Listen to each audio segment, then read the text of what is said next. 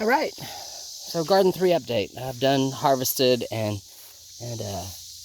sprayed and gave some calcium out, a little bit of fungicide, just the regular stuff. Take care of what I need to take care of. So Garden 3 update. The volunteer butternut squash is just doing awesome. There's one there. There's another one here. And then there's a couple more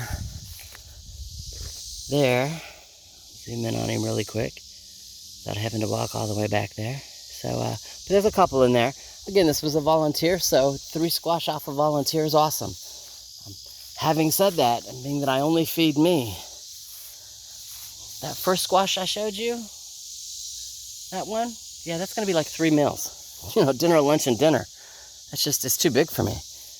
It's probably the only bad thing about butternut squash is they're just, it's a great 2-person meal. It's a lot for 1 person.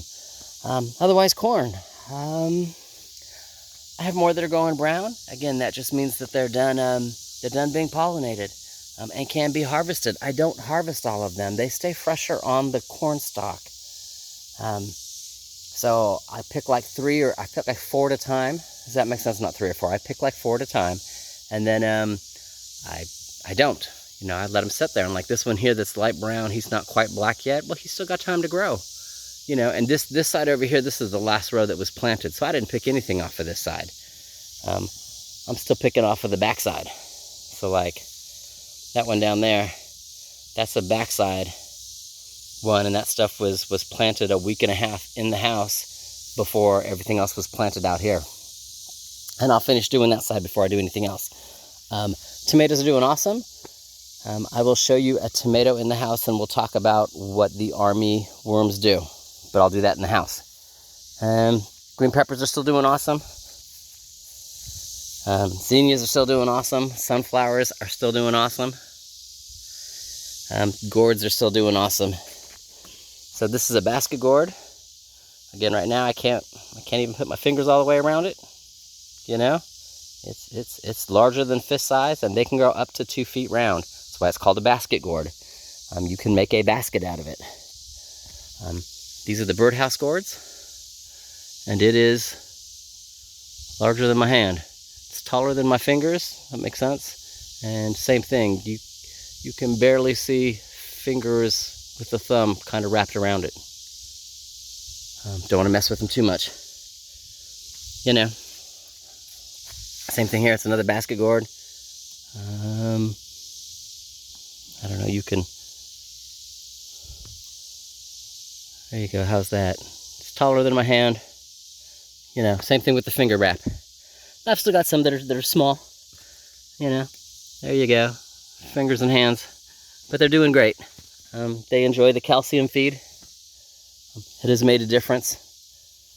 I still have babies going. There's another baby birdhouse gourd right there. It's tiny. There's another basket gourd right there. It's tiny. But I've got gourds everywhere in here. I got a couple more on the outside. Sorry, I know I spin the camera fast. My largest basket gourd is out here. And he's right there. So, they're doing well.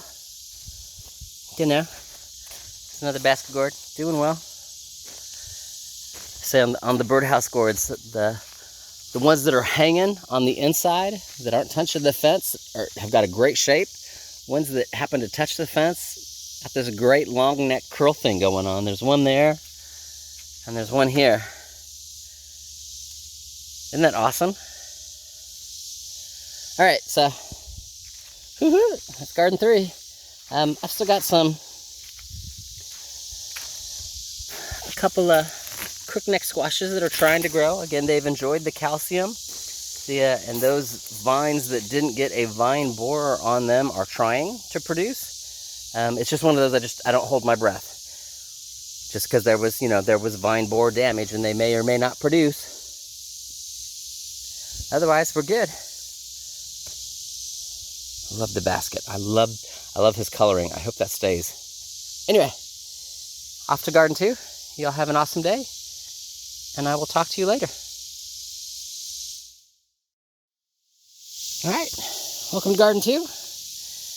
Start back here in the back corner with my Japanese lantern or ground cherry that came into the garden completely on its own. So this is, it fell off on its own, but this is what it looks like. That's why I call it a Japanese lantern. When it ripens, it'll change color and or it will split out by itself. Now this one fell off. And you can see, there it is. It's a ground cherry. It's about the shape of a cherry. It'll ripen up. Supposedly it's an orange color. This one is not ripe. It happened to fall off. Looks like it's been off for a while. The stem's kind of rather dead. All right, but why I've got to move the logs, and this is one of those so I can explain it just a little.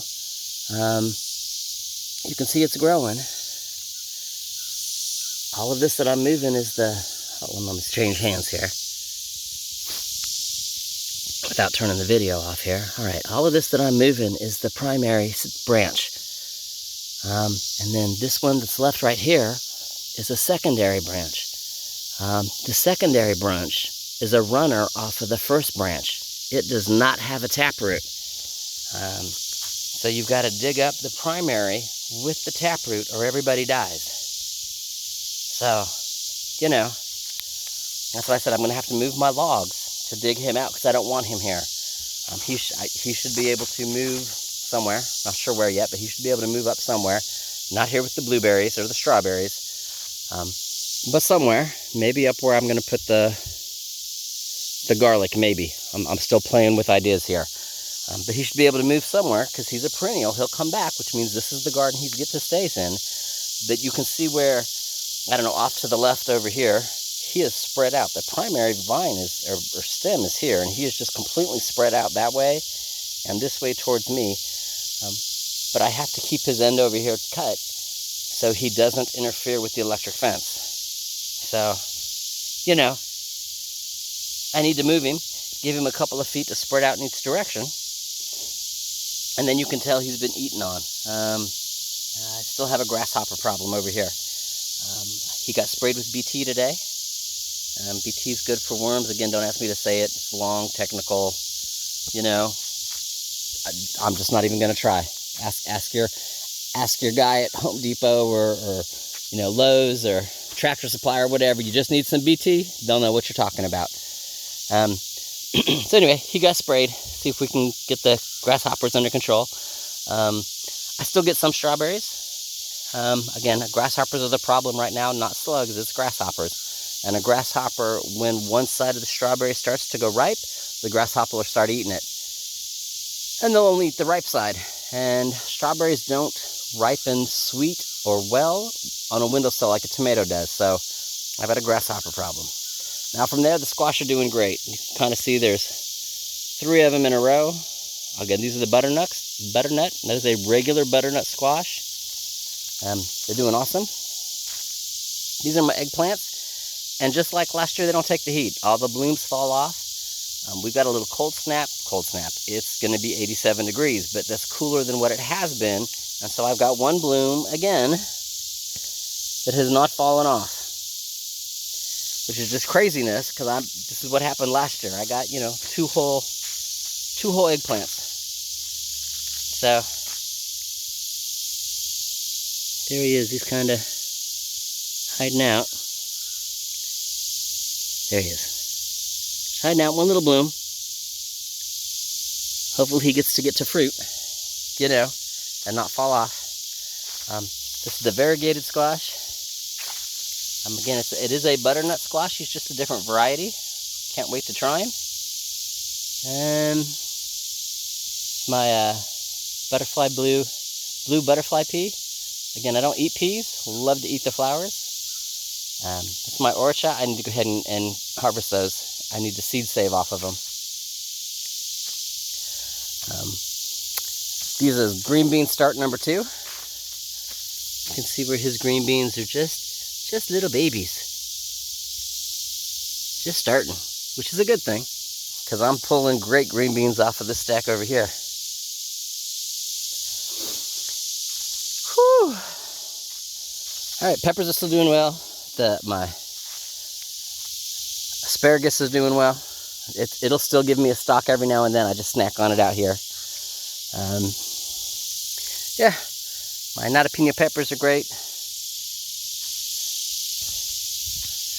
You can see I got a couple baby cucumbers, or yeah, cucumbers going. They're not pickled yet. I've not pickled them.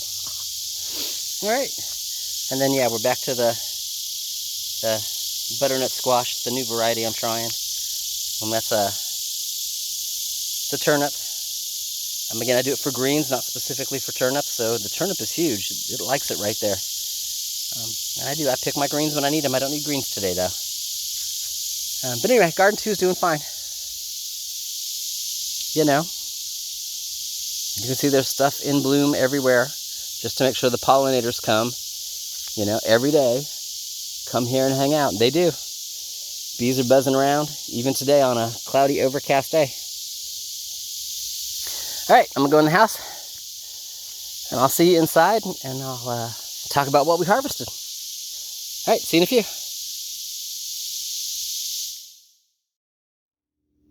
All right, today's harvest. So, got my regular tomatoes, got my cherry tomatoes, got my pear tomatoes, got my yellow cherry tomatoes. This is what I talk about when I'm talking about a tomato salad. While they all taste like tomatoes, some are sweeter, some are a little more acidy. So when you do a tomato salad and you've got 4 different kinds of tomatoes, it is an awesome salad. Yeah, this one fell off as I was picking everybody else, so hopefully I'll be able to stick him on the windowsill and ripen him. And then the other thing is I always take they're green tops, even though they come off with them. I always take them off when I'm cleaning. I'll have to do it when I'm done videoing because they'll dry out and they get pokey and I don't want them to damage the rest of the fruit. Anyway, Anaheim peppers, jalapeno peppers, green beans, my 4 corn. I only pick them 4 at a time. Yeah, awesomeness. And then the other thing I want to show in this video is this. When you get oops. Sorry, that's for the compost bin. This is what an armyworm does. It'll sit there and it'll make a little hole and it'll go in the tomato. And if the hole is small enough, the tomato will seal itself. And what happens is the armyworm sits in there and eats from the inside and then poops. And that's armyworm poop at the bottom of this tomato from where the armyworm is inside the tomato, eating it from the inside out. So this tomato is, you know, you're not going to eat it. It's got worm poop in it. But that's what it does. It eats from the inside. So, and I won't lie, I found 3 tomatoes today where I thought I'd got the armyworms and didn't, you know, so he'll end up in the compost pile.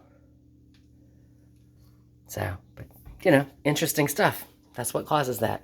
All right. Well, let me go and make a salad for lunch. Pepper tomato is what I think I'm going to do. Green beans, I think I'm going to can these. I think I'm going to make some more dilly beans. Yeah. All right, I'll talk to you later.